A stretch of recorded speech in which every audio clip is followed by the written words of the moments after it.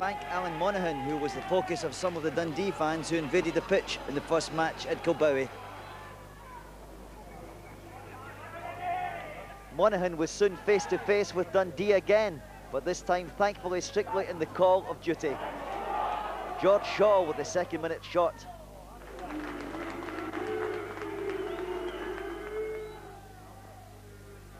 Really, that move was to prove the taster for what was to follow.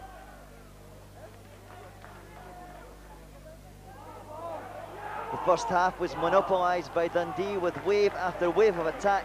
I just felt the tide had to come in Clydebank. Frustration was setting in, and Ian Thompson booked for a clumsy challenge on Morton Beekhorst.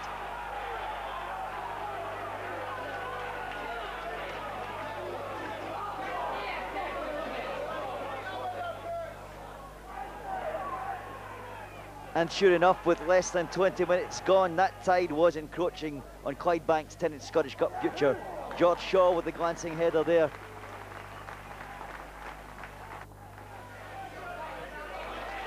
By now, Shaw and Beekhorst were really stamping their personalities on the game.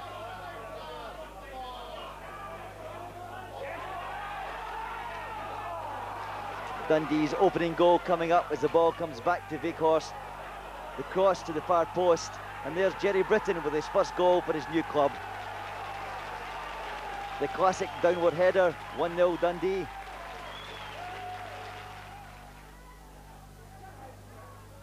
In the wake of the opener came Clydebank's one real chance of the half, the sweetest of passes from Davy Cooper, but the usually competent John Henry found the ball super glued to his boots.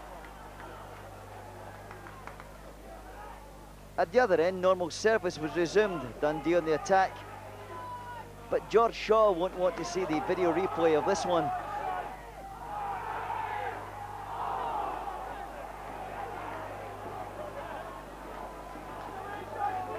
Ex-certificate viewing really, but the video player might be running on this one.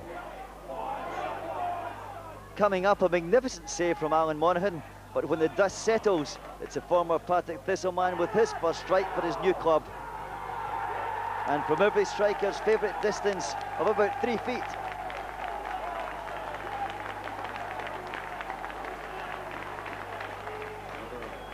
Only one black moment in the half for Dundee. An ordering off for Neil McCann on what referee Jerry Evans interpreted as a stamp on Graham Ferguson.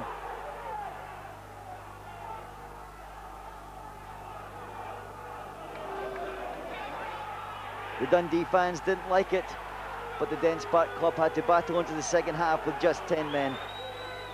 Into that second 45, and Dundee, despite being a man down, sustained their pressure.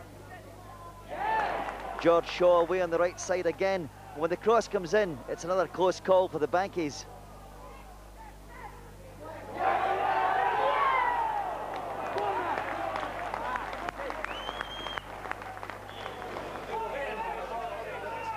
Talking of close calls, what about this little scenario where Shaw, the near post, and Bankies goalkeeper Monaghan all have key roles? But Clydebank then did pull one back. Davy Cooper was the architect with a cross from his finest collection. That magical left foot laying on for big Sean Sweeney, a lifeline for the Bankies at last. And near the end, near the equaliser, the header from John Henry so close and yet so far.